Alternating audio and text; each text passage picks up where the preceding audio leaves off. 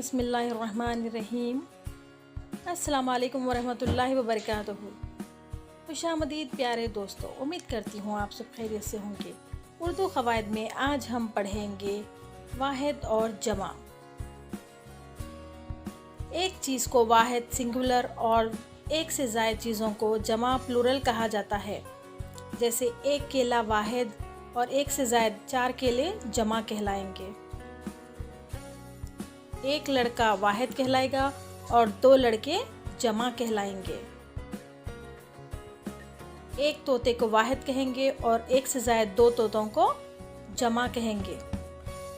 एक किताब वाहिद और 3 किताबें जमा कहलाएंगी। एक कुर्सी वाहिद और 5 कुर्सियाँ जमा कहलाएंगी। एक खिड़की वाहिद है और 2 खिड़कियाँ जमा है। उम्मीद करती हूँ आपको वाहिद और जमा समझ में आया होगा। तो प्लीज़ मेरे क्रिएटिव दानिश चैनल को लाइक, शेयर एंड सब्सक्राइब ज़रूर कीजिएगा। जज़ाकल्लाहु खैरन कसीरा।